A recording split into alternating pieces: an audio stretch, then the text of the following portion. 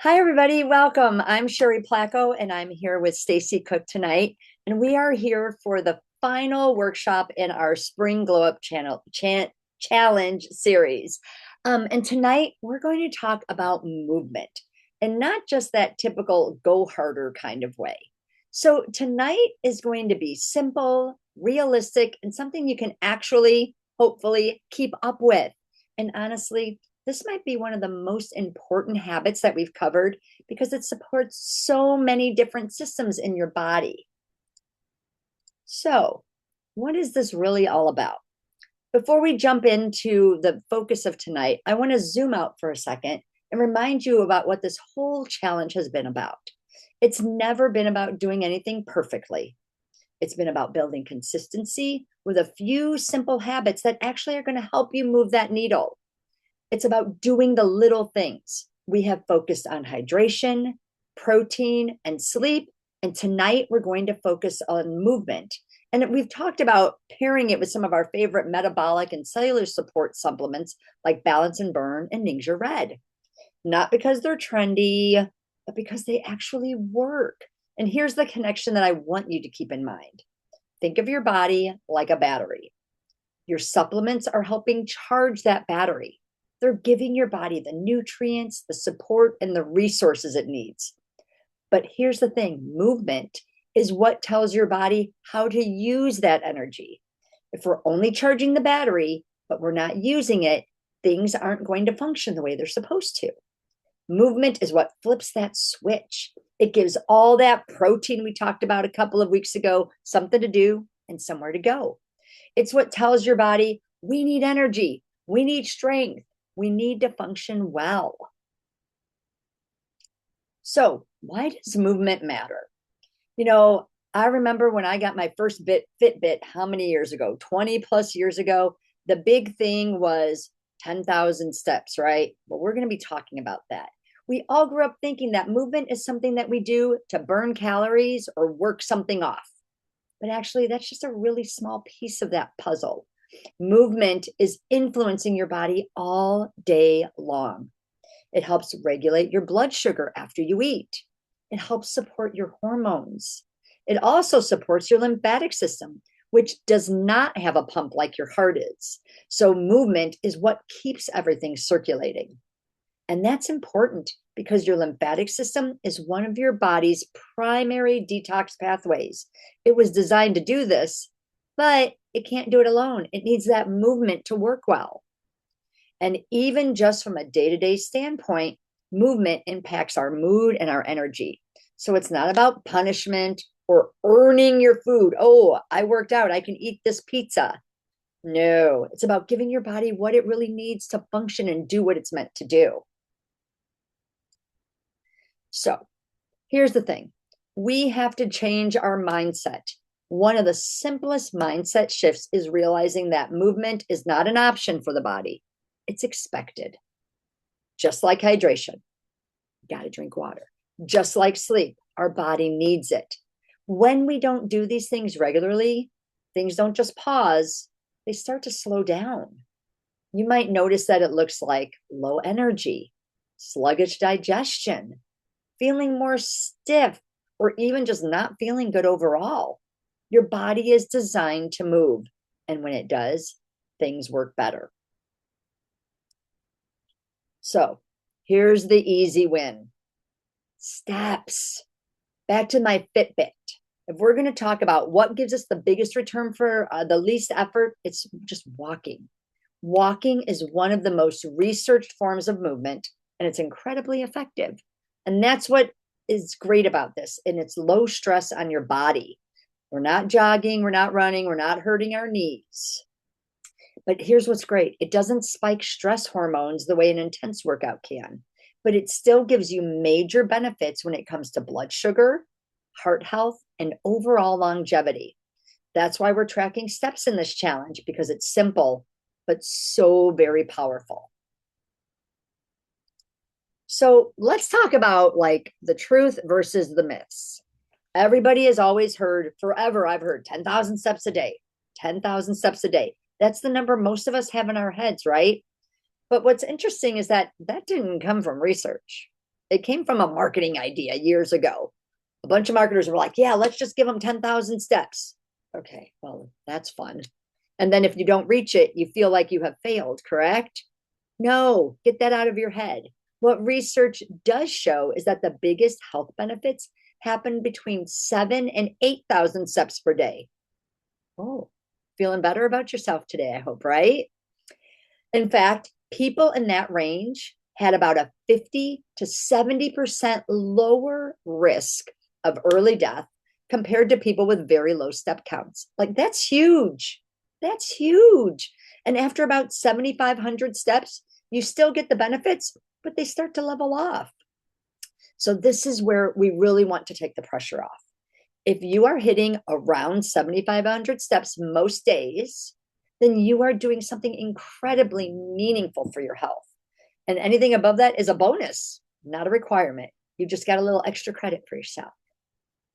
And now I'm going to turn this over to the amazing Stacy Cook, and she's going to talk about how we make this fit in with all the other things we're doing, and it's not as hard as you think. So, Stacy? Thank you so much, Sherry. That was awesome.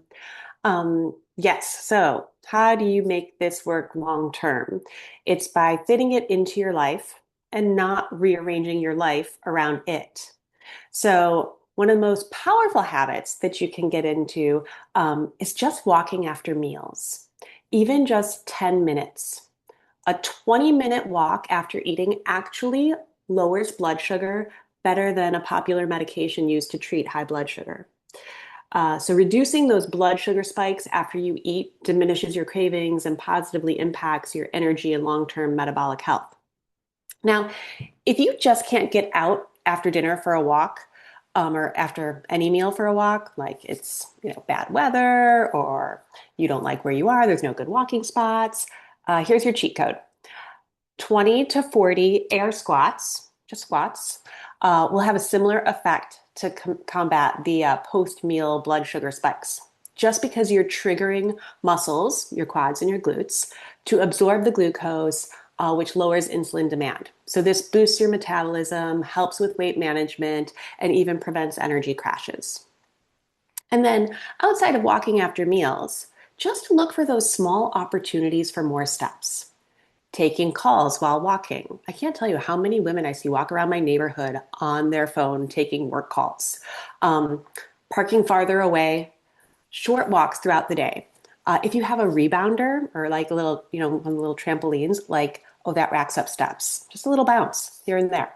And I'm telling you, a Costco run can do wonders for your step count. And it's just those little pockets of movement, and they add up really quickly. So this is where consistency beats intensity every single time.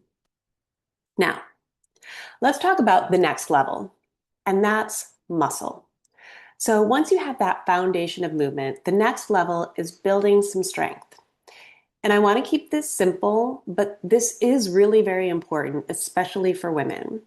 Walking is your foundation, but strength is what upgrades your metabolism.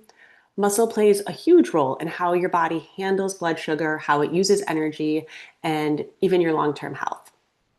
So a low muscle mass is associated with higher insulin resistance and higher inflammation, which is exactly what many of us are trying to improve upon.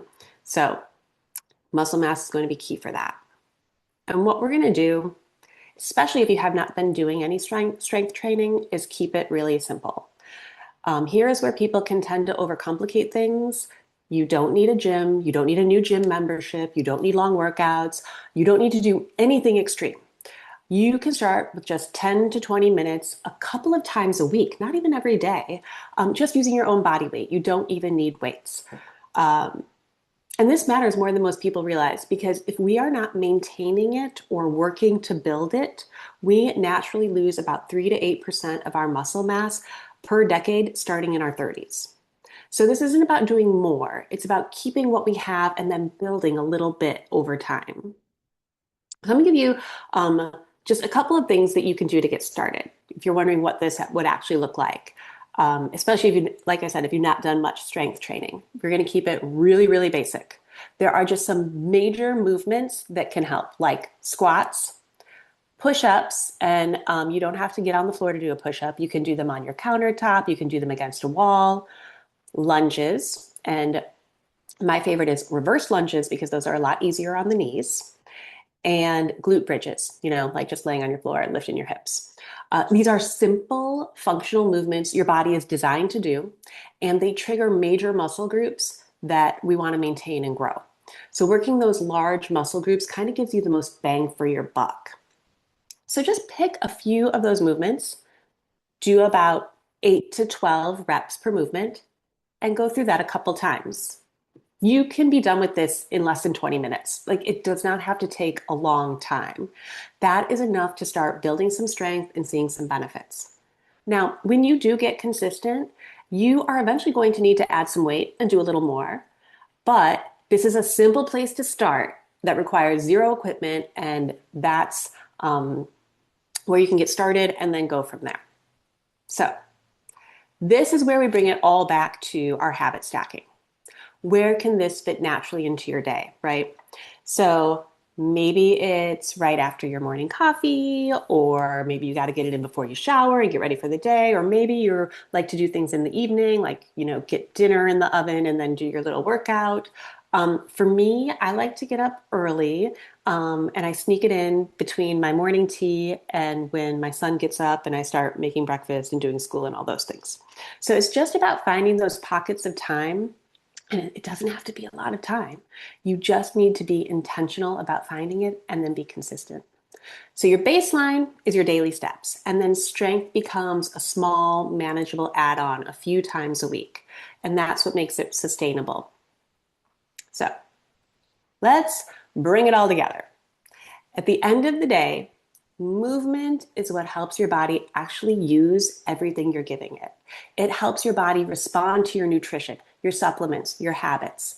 When you combine consistent steps with even a little bit of strength, you're improving blood sugar control, metabolism, long-term health. And this is where real transformation happens, not from doing something extreme, but from repeating these simple, simple habits consistently. And as we wrap this up, I just want to zoom out one more time, because everything we focused on over the past weeks, like hydration, protein, movement, and sleep, it's all about building that foundation. Because when you give your body those consistent inputs, your body responds. That's when you start to see real changes in your energy, in your metabolism, in your weight, and how you feel day to day. So this is the last stretch of the challenge. This is where it matters most. Not because you need to be perfect, but because finishing strong helps lock in these habits, because hopefully you're going to take it beyond these 21 days and continue to see improvements. So keep showing up, keep getting in your steps, look for those small pockets of movement, and don't forget to keep tracking, because that consistency is what adds up, and it also keeps you in the running for some prizes. But more than that, it just shows that you're capable when you follow through. You've already done so much, so just stay with it through the finish.